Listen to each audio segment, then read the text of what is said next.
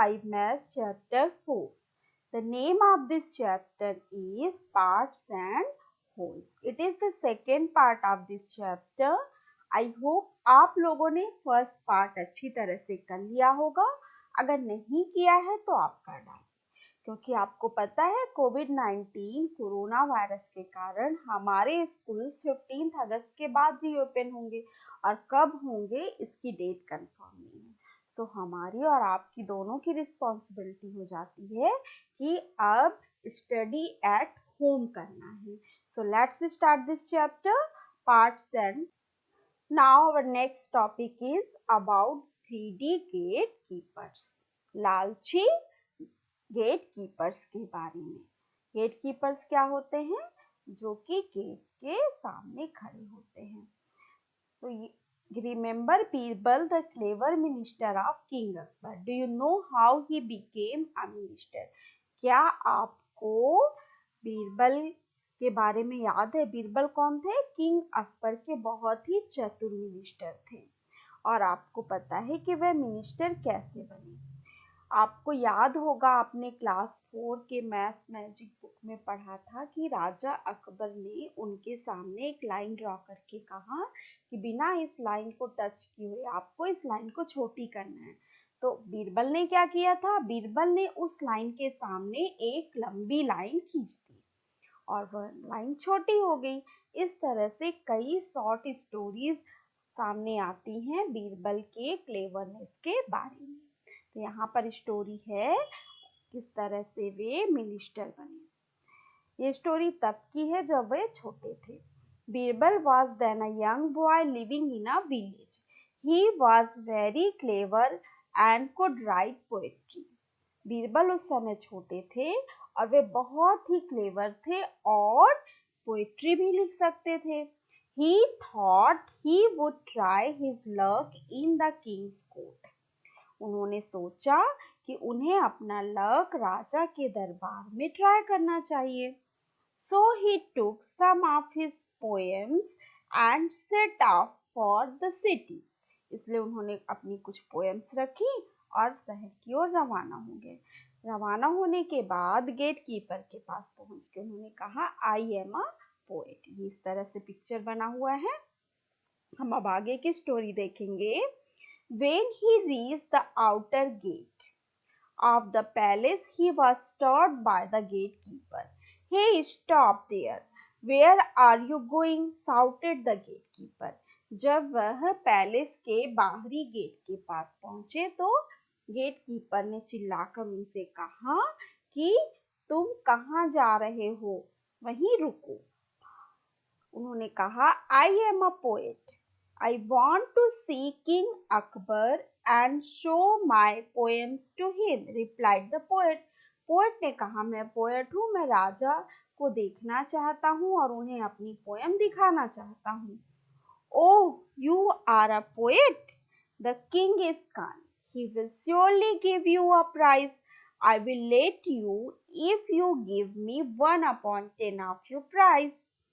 तो गेटकीपर ने कहा कि तुम पोएट हो, राजा बहुत दयालु है, वे तुम्हें जरूर ही इनाम देंगे. मैं तुम्हें अंदर तभी जाने दूंगा जब तुम अपने प्राइस का 1/10 मुझे दोगे. 1/10 means 10th part of the price. That means कि अगर आप प्राइस को 10 बराबर हिस्सों में डिवाइड करते हैं तो 1 पार्ट हो जाएगा गेटकीपर का. तो देखते हैं फिर क्या हुआ. Young Birbal agreed since he had no other way. Young Birbal agree हो गए क्योंकि उनके पास कोई दूसरा रास्ता नहीं था. When he went in, the gatekeeper calculated, if he gets 100 coins, I will get dash gold coin. जब वे अंदर गए तो गेटकीपर ने कैलकुलेट किया कि अगर उसे 100 कॉइन्स मिलेंगे तो मुझे इतने कॉइन्स मिलेंगे. तो हमें ये देखना है कि 100 का 1/10 कितना होगा. तो 100 में आप 10 का डिवाइड कर दीजिए तो ये आ जाएगा 10. तो 100 का 1/10 होगा 10. तो गेटकीपर को कितने गोल्ड कॉइन मिलेंगे? 10 गोल्ड कॉइन्स मिलेंगे. The poet came to the second gatekeeper. This gatekeeper also said, I will let you in if you give me 2/5 of your price. The poet agreed. The gatekeeper happily calculated, the poet will get at least 100 gold coins, so I will get dash gold coin. अब poet second gatekeeper के पास आ गया। इस gatekeeper ने भी कहा कि मैं तुम्हें अंदर तभी जाने दूंगा जब तुम अपने प्राइस का 2/5 मुझे दोगे। पोएट एग्रीड हो गया। अब उसने कैलकुलेट किया कि उसे कम से कम 100 गोल्ड कॉइन तो मिलेंगे, तो मुझे इतने गोल्ड कॉइन मिले। 2/5 क्या होता है स्टूडेंट्स? अगर आप उसके प्राइस को 5 इक्वल पार्ट्स में डिवाइड कर दें तो 5 इक्वल पार्ट्स में से 2 पार्ट्स गेटकीपर के होंगे। तो चलिए हम इसे देख लेते हैं सॉल्व करके कि गेटकीपर को कितने मिलेंगे। जिसे आप 100 में 2/5 का मल्टीप्लाई कर सकते हैं। तो 100 में अगर आप 5 का डिवाइड करेंगे तो आपको मिल जाएगा 20 और 20 इंटू 2 हो जाएगा 40। तो देखिए इसे आप इस तरह से सॉल्व कर सकते हैं। 100 इंटू 2/5, 5 को आप 100 में डिवाइड करिए तो 5 2 जा 10 और ये 0। 20 इंटू 2 40, ये हो जाएगा आपको 40 कॉइन्स मिलेंगे सेकेंड गेटकीपर को। The poet reached the last gate. The gatekeeper said, I will allow you to see the king only if you give me half of the price that you get. अब poet last gate पे पहुंच गया। तो last gate keeper ने भी क्या कहा कि मैं तुम्हें तभी अंदर जाने दूंगा जब तुम मुझे प्राइस का हाफ दोगे। The poet had no other way. He agreed and went inside. Poet के पास दूसरा रास्ता नहीं था, वह एग्री हो गया और अंदर चला गया। The gatekeeper thought, today is a great day. If he gets 100 gold coins, I will get dash gold coin. But if he get 1000 coins, wow, I will get dash. तो गेट कीपर ने सोचा कि आज बहुत बड़ा दिन है। अगर उसे 100 गोल्ड कॉइन मिलेंगे तो मुझे 100 के हाफ कितने होंगे, उतने गोल्ड कॉइन मिलेंगे। और अगर उसे 1000 कॉइन्स मिले तो वाह, मुझे तो इतने मिलेंगे। तो चलिए हम देखते हैं कि लास्ट गेट कीपर को क्या मिलता है। तो 100 का हाफ क्या होगा? 100 का हाफ हो जाएगा 50। और इसी तरह से 1000 का हाफ क्या होगा? 1000 का हाफ भी हो जाएगा 500। तो देखिए 100 का हाफ हो जाएगा 50 और 1000 का हाफ हो जाएगा 500। इसे आप इस तरह से अपनी बुक में लिख सकते हैं। इसे आप स्टोरी को कॉपी में लिखने की जरूरत नहीं है, इसे आप अपनी बुक में ही सॉल्व कर लीजिएगा। The king was very happy with the poem and said, your work is very good. You can ask anything as your prize. King उसकी पोएम से बहुत खुश थे और उनका तुम्हारा काम बहुत अच्छा है, तुम अपने प्राइस में कुछ भी मांग सकते हो। My lord, I want 100 slaps. What? 100 slaps? The king was shocked. तो यंग बॉय ने क्या कहा? पोएट ने मांगा कि माय लॉर्ड मुझे 100 स्लैप्स चाहिए। तो राजा तो बिल्कुल शौक सी रह गए कि क्या कोई प्राइज में 100 स्लैब्स मांगता है। पर आपको पता है ना कि उन्होंने 100 स्लैब्स क्यों मांगा। अब हमें ये देखना है कि पोएट को क्या मिलता है 100 स्लैब्स में। तो आपके लिए क्वेश्चन है, this you have to do in your notebook. What happened after that? Complete the story. What part of the prize did the poet get? उसके बाद क्या हुआ? आपको स्टोरी कंप्लीट करनी है और आपको ये भी बताना है कि पोएट को प्राइज का कितना पार्ट मिला। तो इसे आप सॉल्व कर सकते हैं। After listening to his poems the king became happy. उसकी पोएम सुनने के बाद राजा बहुत खुश हुए। Then Birbal requested the king to give him 100 slaps as a prize. तो बीरबल ने उनसे रिक्वेस्ट किया कि उन्हें 100 स्लैब्स चाहिए प्राइज में। तो अब देखना है कि फर्स्ट गेट कीपर को क्या मिलेगा। फर्स्ट गेट कीपर ने क्या मांगा था? 1/10। तो 10 का डिवाइड करिए, 10 स्लैब्स मिलेंगे फर्स्ट गेट कीपर को।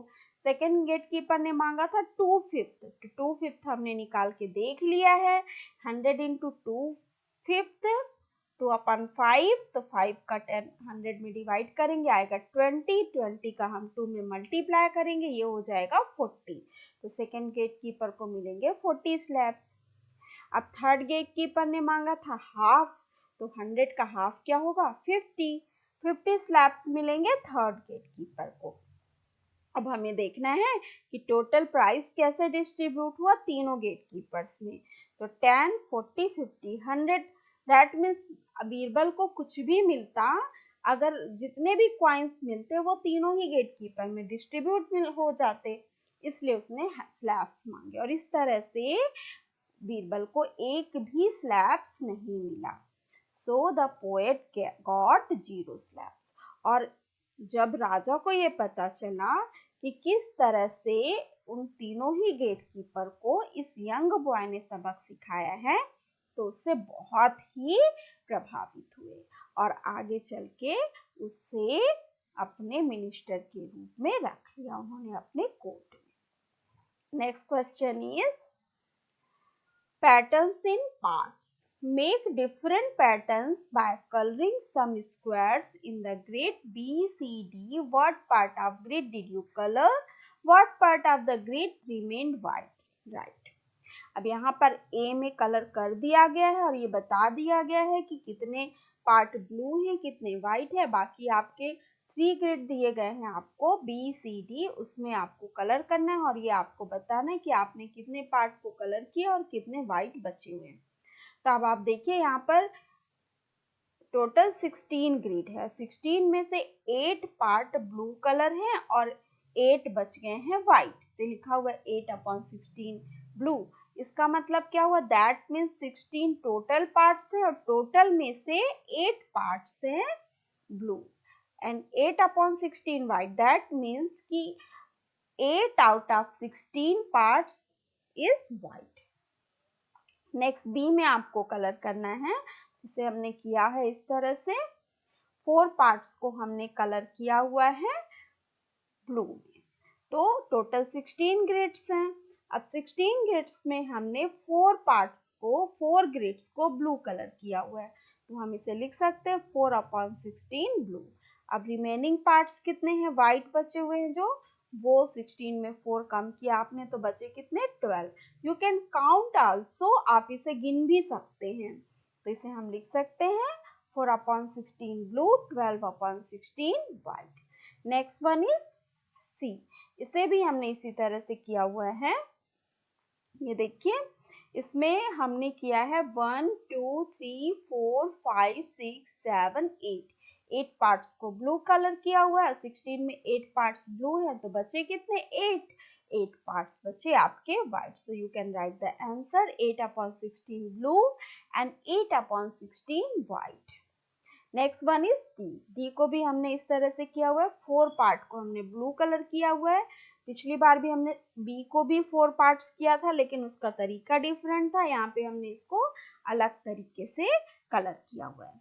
तो 4 अगर हमारे ब्लू हो गए तो बचे कितने 16 में से 12 व्हाइट हुए। सो you can write the answer 4/16 blue, 12/16 white. Now you have a question.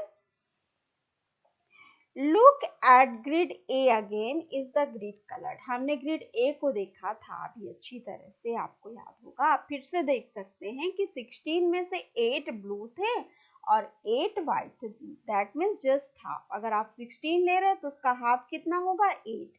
अगर आप 10 लेंगे तो हाफ होगा 5, 6 लेंगे तो 3। तो यहाँ पे 2 लिया है तो 2 का हाफ क्या होगा 1। That means 1/2 blue, 1/2 white. तो ये वाला जो है बिल्कुल उससे मैच कर रहा है। यहाँ पे हमें क्या करना है, रॉन्ग आंसर को क्रॉस करना है। अब इसे देखिए 4 का हाफ कितना होगा 2 और 4 का हाफ 2। दैट मीन्स ये भी करेक्ट है। और डी नंबर देखिए 8 का हाफ होगा 4, 8 का हाफ होगा 4। अगर 8 ग्रिड्स है तो 4 ब्लू और 4 व्हाइट, तो ये भी करेक्ट है। सो रॉन्ग क्या है 3/8 ब्लू और 5/8 white. This is the wrong. So you can tick here cross, इसे आप क्रॉस कर दीजिए because it is a wrong answer. Next question is draw grid of 16 square and make patterns with. आपको 16 square का एक grid draw करना है और इस तरह से एक पैटर्न बनाना है जिसमें 2/8 पार्ट्स हो रेड, 1/2 हो येलो, 1/4 हो ग्रीन। तो पहले हम इसे सॉल्व करेंगे, फिर हम ग्रिड में कलर करेंगे। So question is 2/8 red, 1/2 is yellow, 1/4 is green. जिसे हमने पहले सॉल्व करना है। आउट ऑफ 16 स्क्वायर्स 2/8 रेड, जिसे हम कैसे सॉल्व करेंगे? 2/8 इंटू 16 करेंगे।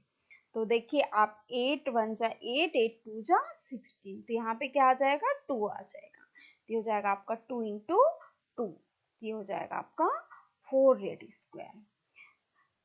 And out of 16 squares 1/2 yellow, तो हाफ येलो, तो 16 का हाफ कितना हो जाएगा? 16 का हाफ होगा 8 yellow squares. And out of 16 square 1/4 green, तो 1/4 इंटू 16 करेंगे आप, तो ये आ जाएगा आपका 4 ग्रीन स्क्वायर। तो फिर हम इसे ग्रिड को इसी तरह से ड्रॉ कर लेंगे। देखिए आपने 4 हमारे आए थे रेड स्क्वायर्स एंड 4 आए थे ग्रीन स्क्वायर, तो 4 रेड स्क्वायर, 4 ग्रीन स्क्वायर और येलो स्क्वायर कितने थे हमारे? 8। तो हमने यहाँ पे 8 ग्रिड्स को येलो कलर कर लिया हुआ है।